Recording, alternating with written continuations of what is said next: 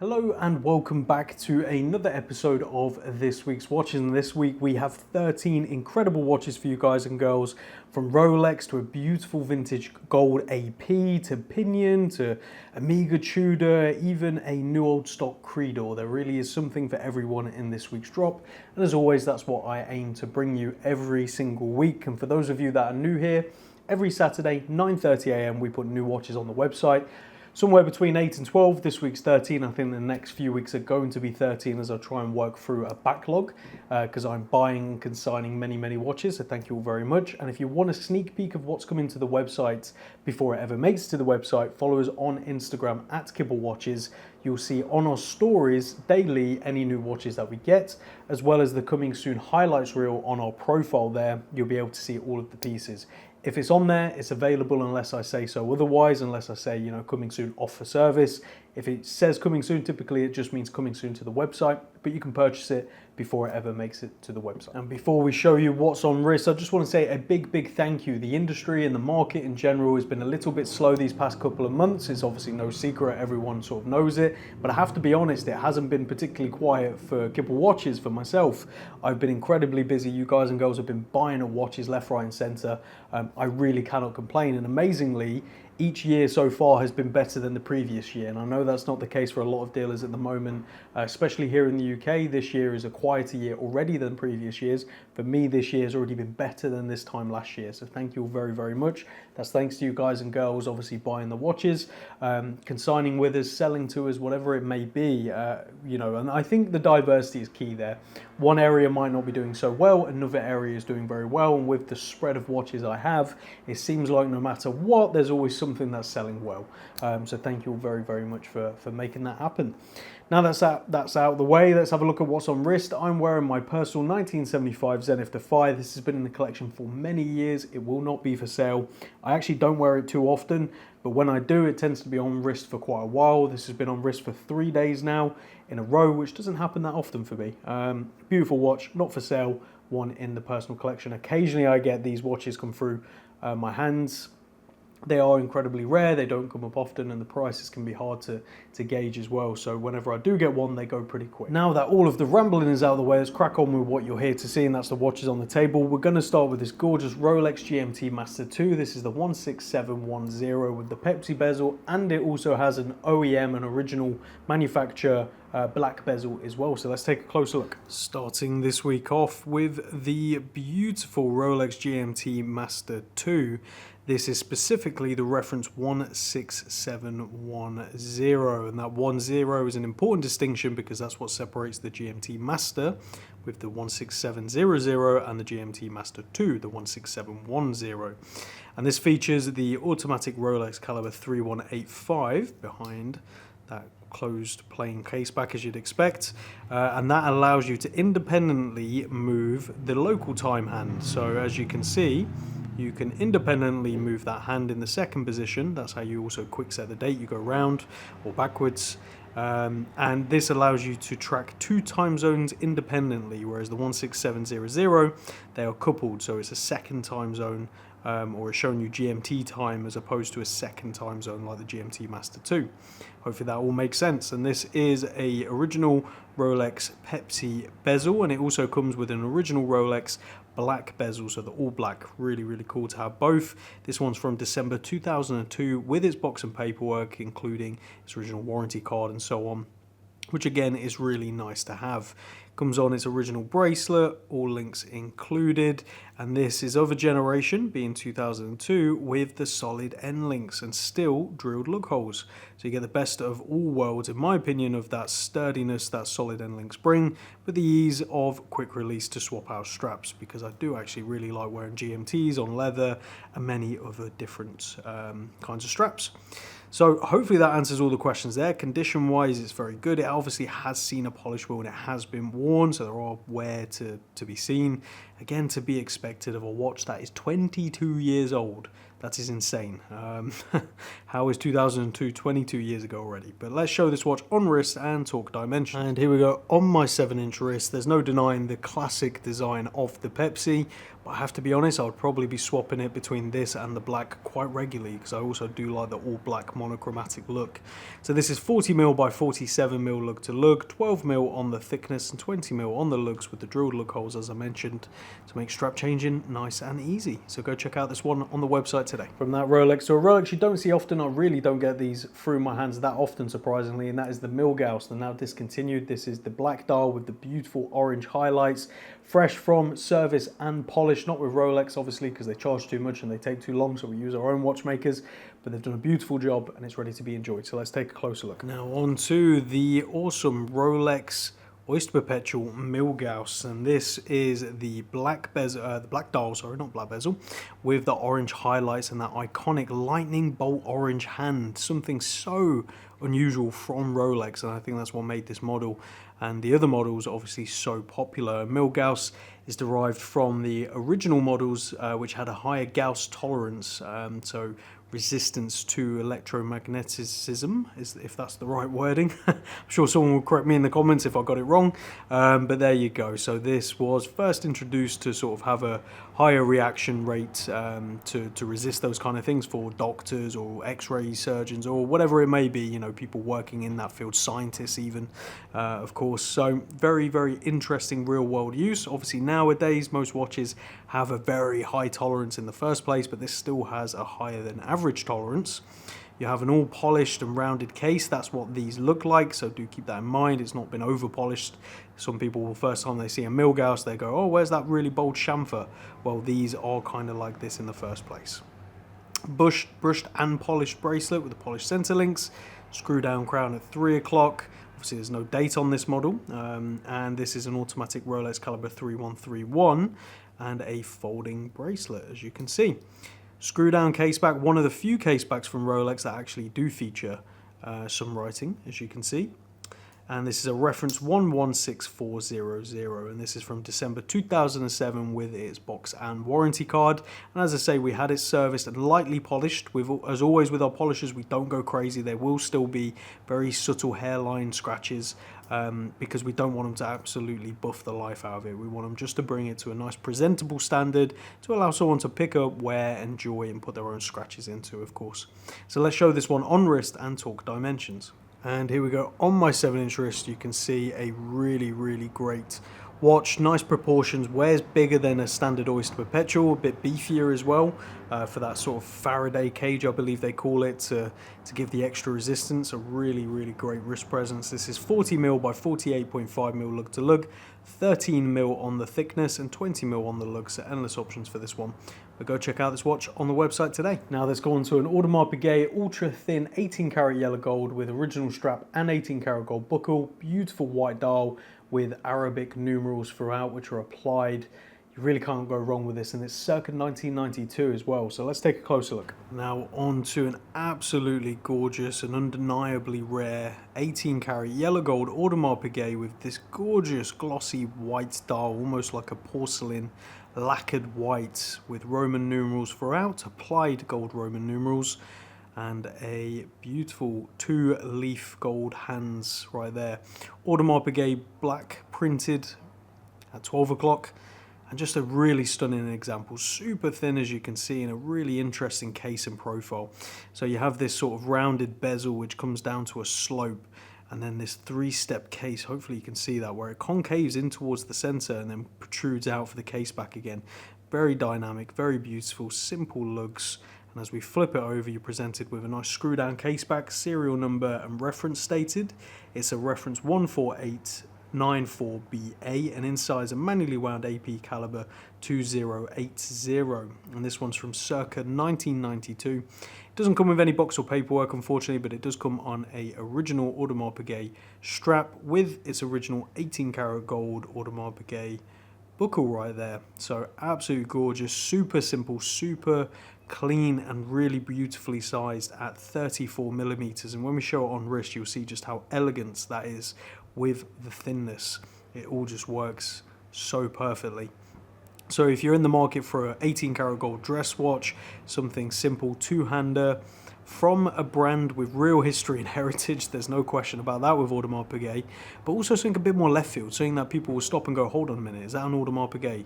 Especially if they know watches, they're going to think of the Royal Oak, not a watch like this, which is why I personally love it. So let's show on wrist and talk dimensions. And here we go, beautifully on my 7-inch wrist. The proportions are just so good.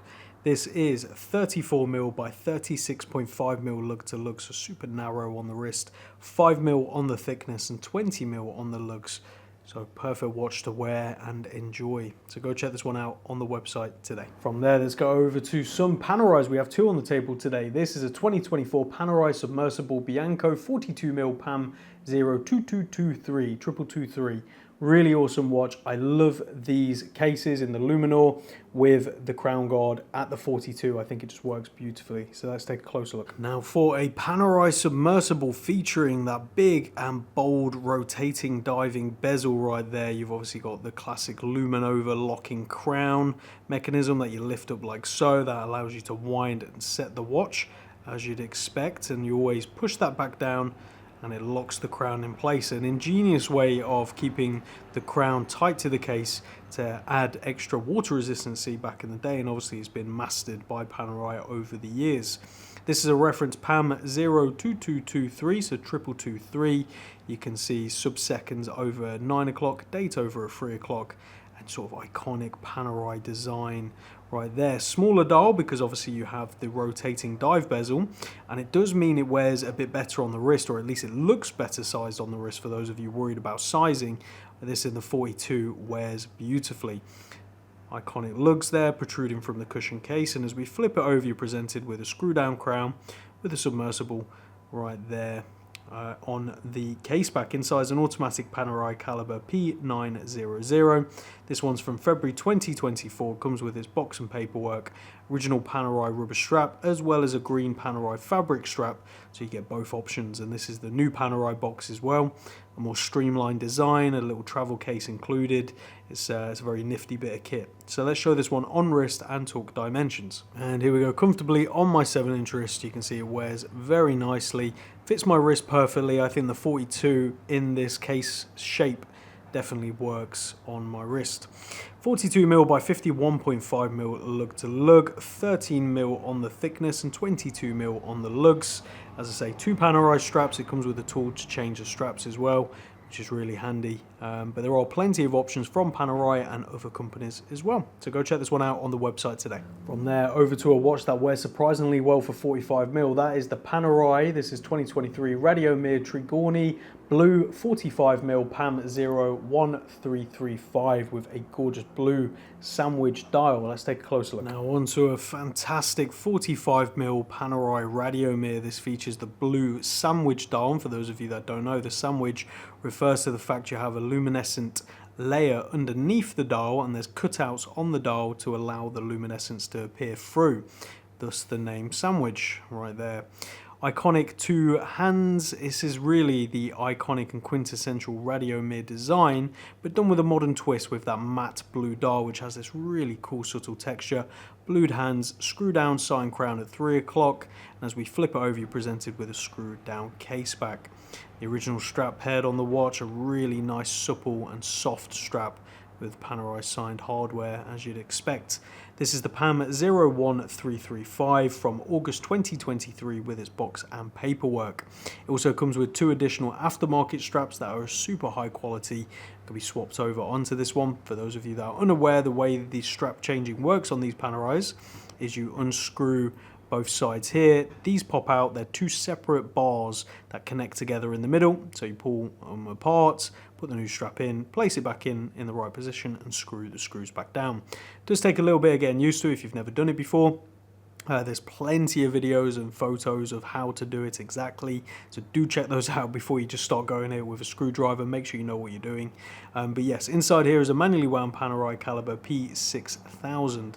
As I say, August 2023, box papers, everything with it. ready to be worn and enjoyed. So let's show on wrist and talk dimensions. And here we go on my 7-inch wrist. Now obviously a 45mm Panerai Radiomir, it's not a small watch, it is a big watch, but it wears incredibly well for the size, and that's thanks to the fact there's basically no lugs, these little wire lugs hanging off the case. It means you've just got a 45mm block basically on your wrist, and I think it looks incredible. So this is 45mm by 49mm lug to lug, 14mm on the thickness. Do keep in mind some of that is that heavily domed crystal, as you can see there playing with the lights. And on the straps you have 27mm straps, but as I say, it comes with 2 aftermarket straps as well as this original Panerai strap on the watch. So go check this one out on the website today. From there over to an Omega Seamaster Railmaster coaxial. That's a lot of Seamaster Railmaster blah blah blah.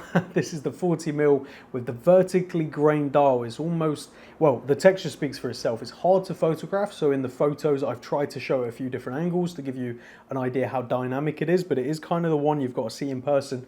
Hopefully I can do a good job in this video to give you an idea of the dial. So let's take a closer look. Now for one of the most dynamic dials on an Omega Seamaster Railmaster right here, vertically grained finish, and you can already see as soon as I move that watch it's doing different things. So in certain lights you get this almost black sort of matte dial, and then in other lights you get that vertical graining pop and you have this sort of grey, almost purple hue, and I think that's maybe due to the anti-reflective coating or the shade of it in general, but it gives off this really interesting colour that just changes. I mean, you can see right there how dynamic this dial is, and you can imagine on a beautiful summer's day when the sun is beaming down, this watch is doing all kinds of things, which I think is really awesome. Won't bore you with the reference, it's a super long reference as always with Omega, so go check it out on the website. But it's from January 2020 with its box and paperwork. It comes with all of its links, and you can see it has this matte finish to the whole watch, as you can see, which just makes it look very tool-like, which again is very in keeping with the Railmaster, but it also means the dial becomes the highlight of the show. You have faux patina throughout, and yeah, really beautiful watch. Screw down crown at 3 o'clock, push button clasp which opens up in 2 ways, so you have the first part and then you pull the second part like so. Beautifully signed screw down case back right there. Inside that is the automatic Omega coaxial caliber 8806. And yeah, there's not a huge amount more to say on this one. If you're after a Railmaster, I would highly consider this. It is personally one of my favourites of the Railmaster. I'm not a huge fan of some of the earlier Railmasters or even the original Railmaster. The design just doesn't really do it for me personally, but these ones I think are brilliant. They merge that world of heritage and design with modern so beautifully. So let's show on wrist and talk dimensions. And here we go on my 7-inch wrist. You can see even just moving my wrist a little bit, all the different things that dial wants to do. So this is 40mm by 47mm, 13mm on the thickness and 20mm on the lug. So endless options for this one, but the bracelet is super comfortable. So go check out this one on the website today. From there over to a classic. I always try and have one of these in stock, Tudor Black Bay 58. This is actually from 2020, but it's still fully stickered. It doesn't really appear to have been worn. Sticker still on the side. Yeah, ready to be purchased and enjoyed. So let's take a closer look. Now for what I would argue is the icon of Tudor, the Black Bay range, and this is specifically the 58, which is the smaller 39mm case size that I think a lot of people gravitate towards. Much thinner in its profile. Everything about it is perfect on and off the wrist. They do a black and a blue. I've always found the black just to be that little bit more attractive for me personally, with the gilting and the heritage design. So this is the reference 79030N. Comes with its full bracelet, all of its links, and as we flip it open you can see a signed case back right there inside an automatic Tudor caliber MT5402. This watch is from December 2020 with its full box and paperwork, and it still has its side stickers on both sides, as you can see. We haven't taken them off, and the watch appears to have, if it has been worn, it's been worn very lightly. And the fact you still have those stickers on the side as well. I don't know many people who wear watches with stickers on, especially like that, so I would say it's probably been worn a handful of times, maybe around the house. So you're getting yourself a beautiful watch, beautiful condition, ready to go and be enjoyed. And do keep in mind, Tudors come with a 5-year warranty, so this has until 2025, but it's obviously backed by our 12-month warranty, as is every watch we sell. So let's show this one on our wrist, on my wrist, and talk dimensions. And here we go, on my 7-inch wrist, no denying how great the 58 wears. It just sort of hugs the wrist effortlessly and looks beautiful. And it's also one of those watches that do look great on straps, so do definitely play around with it. So dimensions are 39mm by 47.5mm lug to lug, only 12mm on the thickness and 20mm on the lugs. Endless options, but there are also aftermarket fitted options out there for different bracelets, straps and so on, so you can really have a play around with it. So go check it out on the website today. From there over to a beautiful and surprisingly rare Pinion 1969 Revival chronograph. This is a limited edition of 100 pieces, and this is a custom no-date dial that the original owner requested. So it stands out from the 100 made. Very, very cool. Let's take a closer look at this one. Now, for quite a special watch from Pinion, this is the Pinion Revival 1969. And as you can see, this features a beautiful black and blue dial, which has this interesting dual finish to it with the race center, which really makes it pop. Traditional chronograph, as you'd expect, start, stop and reset, and you've got the sub-seconds over at 9 o'clock. That's your continuous running seconds, chronograph seconds, and a 30-minute totalizer. This watch did go for full service and polish with Pinion. The details of that can be found on our website, so check that out. But this watch is from September 2017 with its box and paperwork. It also comes with an additional Pinion strap, and it's paired on its original very thick glossy brown strap with matching hardware. As we flip it over, you're presented with something a bit more unusual. That's an exhibition case back behind a sort of smoked black glass crystal, and inside is a manually wound Valjoux 7734. Now, these were new old stock movements that Pinion brought in to use for this series. So new old stock Valjoux 7734, serviced and rebuilt to put into the movement. As you can see, you can just about make out the Pinion bridge that's been attached there. It looks fantastic. So really interesting watch, and as I stated in the intro of this one, this is a no-date model which was requested by the owner, so it is a custom no-date dial, which is very, very interesting as well. So let's show this one on wrist and talk dimensions. And here we go on my 7-inch wrist. It's no small watch, but it does wear surprisingly well considering the size. It's 43mm by 53mm lug to lug, 14mm on the thickness and 22mm on the lugs, so endless options, but between this and the additional strap provided, you're pretty much set. So go check this one out on the website today. From there over to a classic. This is the Oris Chronoris date automatic 39mm on rubber, based on a original mono pusher chronograph, which was a single 1-minute chronograph, which they've now adopted as sort of a compressor with an internal rotating bezel. It works very well. So let's take a closer look at this one. Now on to the Oris Chronoris. This is the really gorgeous sort of grey dial with the orange highlights, the black inner ring. Date at 3 o'clock, as you'd expect, an inner rotating bezel. You have this sort of sunburst finish on the case, followed by chamfers of polish. It's just beautiful.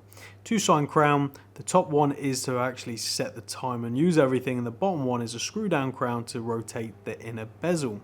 I won't bore you with the reference to this one. Oris have very long references as well, so go check it out on the website for those details. But it comes paired on a original black Oris rubber strap, which pushes open like so, and you can move this up to get the perfect fit. Signed screw down case back right there, and inside is an automatic Oris caliber 733, and this watch is from February 2022 with its box and paperwork. Now, before people moan at me about the strap being on the wrong way, wear it whichever way you want. And I will say, sometimes with these deployments, I find in some of them, if it's on the traditional way, it doesn't sit on my wrist particularly that well. So I flip it round and it actually sits on my wrist better because this part protrudes in a different way, if that makes sense. So always give that a try. If you're not getting the perfect fit with a watch, try flipping it. Even the bracelets watches, sometimes flipping those can make a difference where the clasp sits. Anyway, that's enough of that. So let's show this one on wrist and talk dimensions. And here we go, comfortably on my 7-inch wrist. This black Tropic really suits the design, gives a racing and sort of everything else kind of vibe with it, which obviously the Chronoris was intended for. So this is 39mm by 43mm lug to lug, only 12mm on the thickness and 19mm on the lug, so a little awkward, but there are options out there.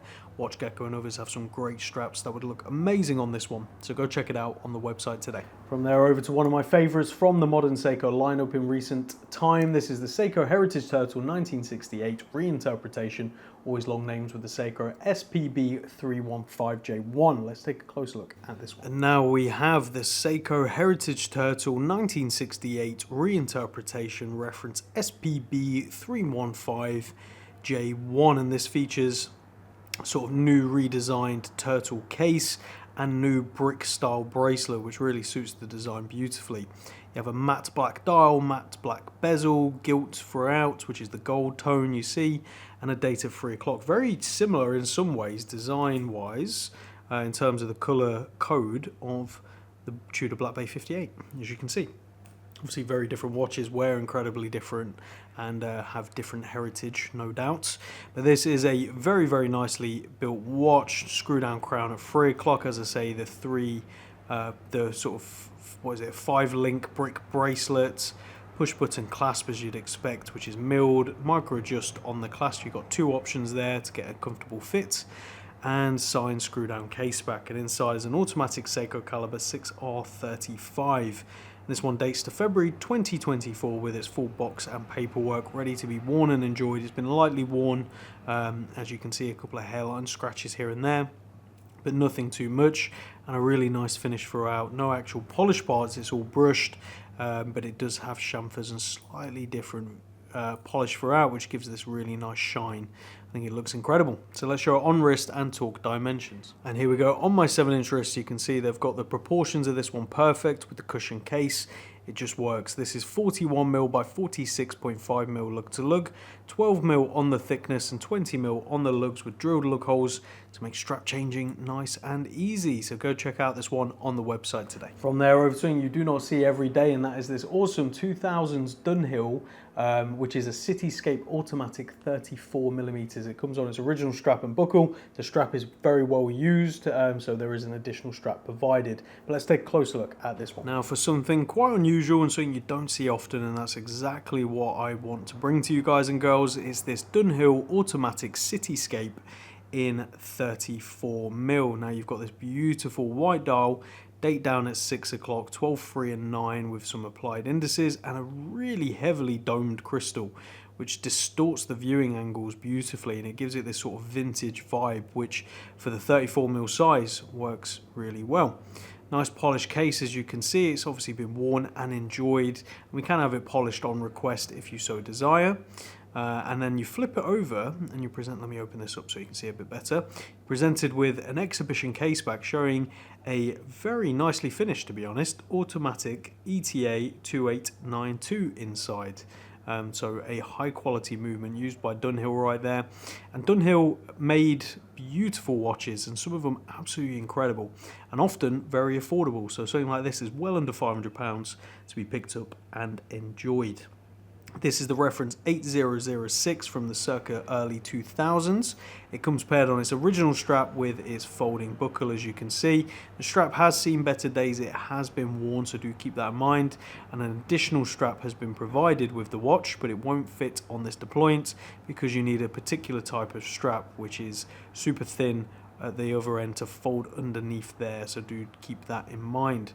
But let's show this one on wrist and talk dimensions. And here we go, comfortably on my 7-inch wrist. I think the proportions of this one are beautiful. What you're looking at is 34mm by 40mm lug to lug, only 10mm on the thickness and 18mm on the lugs.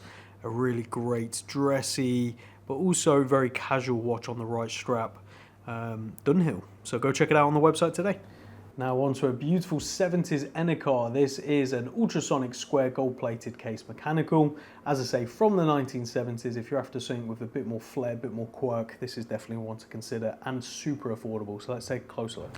Now for something a little different, and that is this awesome Enicar Star Jewel square case, gold-plated, Really interesting silver dial, date down at 4:30, tucked away in the corner of the square. I just think these kind of watches and these kind of shape offer something really different on the wrist, and especially when they're vintage and affordable like this, it just makes it incredible. Nice signed crown, as you can see right there with the Enicar logo, and as we flip it over, you're presented with a stainless steel snap-on case back showcasing all the details, and it's a reference 121/009. And interestingly, inside is a manually wound Enicar caliber 1141, so their own movement with a date complication, manually wound. You're getting all the vintage charm with this one. It's paired on a nice brown strap, which I think really brings out the gold tone, especially that sort of vintage gold plated tone. It's not the really bright yellow gold we expect of today's gold. It's got more of a coppery, warm, rosy tone, more like rose gold. Obviously, it's not quite rose gold, it's very different, but it's of that same sort of tone. And this one's from circa 1970s, as you'd expect, with no box or paperwork. So let's show on wrist and talk dimensions. And here we go, on my 7-inch wrist. I think that works really well and looks absolutely great, especially with that more unusual square case. And something to keep in mind with these smaller square cases is they wear bigger than the dimensions will lead you to believe. This wears on the wrist like a 36mm round watch wears, in my opinion. And yet it's 29mm by 38mm lug to lug, only 9.5mm on the thickness and 20mm on the lugs, which is quite a wide lug width for the case size. So again, it gives more powerful wrist presence than 39mm would lead you to believe. So go check this one out on the website today. And last but by no means least, a pretty much near new old stock. It's going to be hard pressed to find one better condition than this. This is a Credor Seiko Signno ultra thin quartz 32mm with its box and paperwork.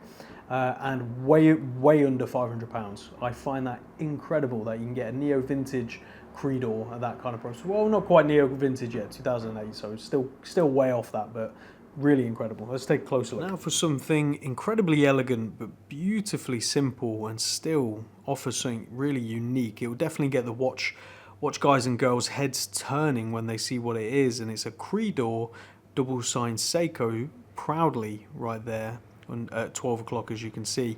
A champagne coloured dial with sort of gold on the indices and the applied Credor logo at 12 o'clock. Super thin stepped bezel right there, which comes down to the case with a nice cabochon small crown. As we flip it over, you're presented with a blue sticker still on the case back, and this watch is pretty much like near new old stock. Original Credor strap, as well as you can see, and that is the original buckle, which is unsigned. And the reference to this one is GCAR051, and it dates to circa 2008, and this one comes with its box, paperwork, booklets. The paperwork is unsigned, but it comes with everything, which is really amazing. And inside there is a quartz Credor caliber 8J81, so this would have been some of the earliest, or some of the earlier really high quality quartz movements from Credor and Seiko. For those of you who don't know, Credor is part of the Seiko family. The same way you have Seiko, King Seiko, Grand Seiko, there was Credor, which was the top of the top, and it's still around today, producing some of the most exquisite and finely finished watches you will ever see, if you're lucky enough to ever see one. So let's show this one on wrist and talk dimensions. And here we go, on my 7-inch wrist, really comfortable and super thin. It just sort of hides on the wrist at 32mm by 36mm lug to lug, only 5mm on the thickness and 17mm on the lugs. So go check out this affordable but beautiful watch on the website today. So there you have it, guys and girls. This week's drop, a real range of watches, ages, prices, styles, everything we have pretty much in this week's drop, which is what I want to achieve every single week, and it's thanks to you guys and girls I'm able to do so. As always, let me know down in the comments what's been your favorite on this week's drop. I think for me it has to be that AP. It's really beautiful, and it's sort of quite an interesting double take, because at first I don't think people realize that's an Audemars Piguet, because obviously we associate them with the Royal Oak, rightfully so, but they really did make some incredible stuff like the Star Wheel back in the day, some really beautiful things, and this is definitely one of them in my book. So I look forward to reading what's your favorite watch in this week's drop. As always, head over to the website, check them out, and we'll see you all again next Saturday, 9:30 AM, another 13 watches.